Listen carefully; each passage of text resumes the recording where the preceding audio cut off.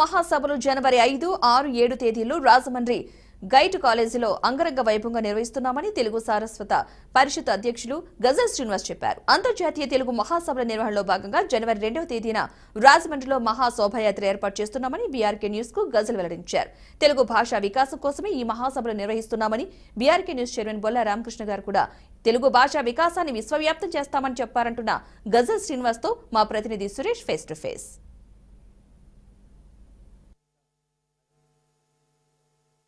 తెలుగు భాషా వికాసానికి దోహదపడే విధంగా జనవరి 5, 6, 7 తారీఖుల్లో తెలుగు మహాసభలు అంతర్జాతీయ మహాసభలు నిర్వహించడానికి ఆంధ్ర సారస్వత పరిషత్ చైర్మన్ అధ్యక్షులైనటువంటి గజల్ శ్రీనివాస్ గారు ఈ కార్యక్రమాన్ని తలపెట్టారు. ఈ కార్యక్రమానికి సంబంధించి అంతర్జాతీయ తెలుగు మహాసభలు అలాగే రాజరాజ నరేంద్రునికి సంబంధించిన పట్టాభిషేక వారోత్సవాలు నిర్వహించడానికి మీరు తలపెట్టిన కార్యక్రమం ఏ రకంగా జరగబోతుంది, దీనికి సంబంధించిన ఎటువంటి ప్రణాళికలు మీరు రూపొందించారు? ముఖ్యంగా రాజరాజ నరేంద్రుడు సహస్రాబ్ది సందర్భంగా మనము ఈ అంతర్జాతీయ తెలుగు మహాసభల్ని వారికి అంకితం చేస్తున్నాం. ఇక్కడ రాజరాజ నరేంద్రుడు సుసంపన్నం చేసినటువంటి తెలుగు భాషా వికాసం మళ్ళీ ఉత్తేజం పొంది తెలుగు భాష మరింత ప్రజల హృదయాల్లో ప్రజల నాల్కలపైన గొప్పగా ప్రవహించాలన్నది మా కోరిక.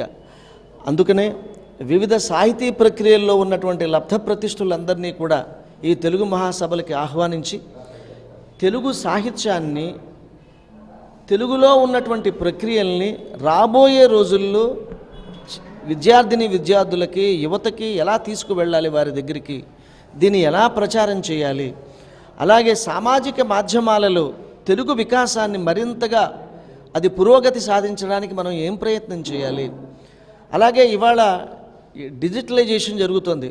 పుస్తకాలు కూడా ఎవరు కొని చదివేటువంటి అవకాశం దొరకడంలే. ఎక్కడో అమెరికాలో, ఆస్ట్రేలియాలో ఉన్న వాళ్ళకి పుస్తకాలు చదవాలని ఉంటుంది, ఇక్కడి నుంచి పుస్తకాలు పట్టుకెళ్ళాలి.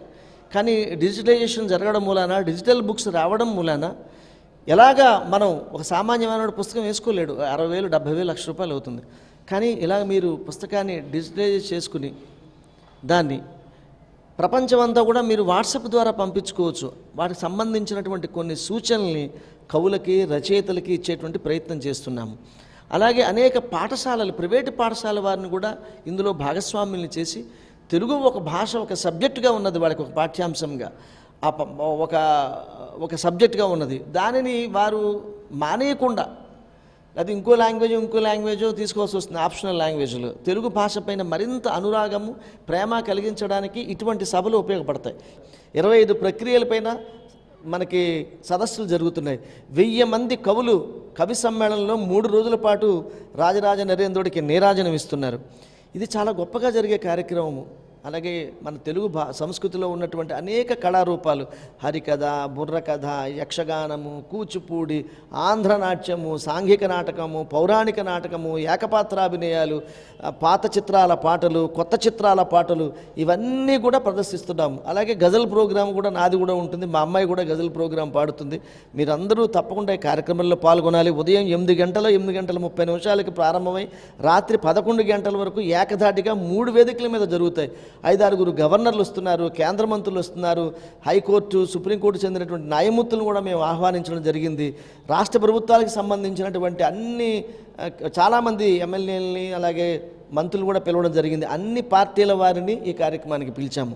శ్రీవాణి గిరిజాశ్చిరాయ దదతో వక్షో ముఖాంగేషు ఏ లోకానాం స్థితిమావహంచ విహతాం స్త్రీపుంస యోగోద్భవాం తే వేదత్రయమూర్తయ సంపూజితావస్సురైర్భూయాసు పురుషోత్తమాం భుజభవ శ్రీకంధరాశ్రేయసే అని నన్నయ్య ఆ పద్యంతో, సంస్కృత పద్యంతో ఈ మహాభారతాన్ని ఇక్కడ ఆవిష్కరించాడు మహానుభావుడు. నేను నన్నయ్య, తిక్కన, ఎర్రాప్రగడ రాసినటువంటి భారతాన్ని పద్యాలుగా పాడాను, పోతన రాసినటువంటి పద్యాలు పాడాను, రామాయణం పాడాను. ఇక్కడ ఉన్న ప్రజల యొక్క రుచి వేరు. రాజమహేంద్రవరంలో ఈ గోదావరిలోనే విశ్వనాథ గోపాలకృష్ణ గారు లాంటి మహానుభావులు తర్కము, మీమాంస, శాస్త్రము, సంస్కృతము, తెలుగు ఈ భాషల్లో గొప్ప పండితుడు ఎవడన్నా ఉన్నాడంటే వాళ్ళ విశ్వనాథ గోపాలకృష్ణ గారిని మించిన వాడు ఎవడు లేడు వాళ్ళు ఇక్కడ ఈ భారతదేశంలోనే. జగ్గయ్యపేటలో ఒక వనభోజనాల్లో నన్ను కార్యక్రమంలో చూసి ఇద్దరం బ్రేక్ఫాస్ట్ కలుద్దాం అనుకుని సార్ మా ఆఫీస్లోనే కలుద్దామంటే నేను వెళ్ళాను. ఒక 15 రోజుల క్రితం వెళ్ళినప్పుడు మీ ఇద్దరం సుమారుగా 2 గంటలు మాట్లాడుకున్నాం. బీఆర్కే గారు ఒక ఏదో ఆయన వ్యాపారవేత్త ఏదో చేసుకుంటాడులే అని. అయ్యా, నాకు మీరు సమైక్యాంధ్ర ఉద్యమంలో ఆ పాట నేను రోజు వింటుంటాను. మీరు తెలుగు మహాసభలని గొప్ప కార్యక్రమం చేస్తున్నారు. నేను మీకేం సహాయం చేయాలి? నా ఛానల్ మొత్తం బీఆర్కే న్యూస్ అంతా మీతో ఉంటుంది. ఈ 3 రోజులు కూడా నా ఊబీ వ్యాన్లు పంపిస్తాను. నా స్టాఫ్ అంతా కూడా అక్కడే ఉంటారు. ప్రత్యక్ష ప్రసారాలు చేస్తూనే మేము కూడా అవుట్పుట్ కూడా అన్ని ఛానళ్ళకి ఇచ్చేటువంటి ప్రయత్నం కూడా మేము చేస్తాము.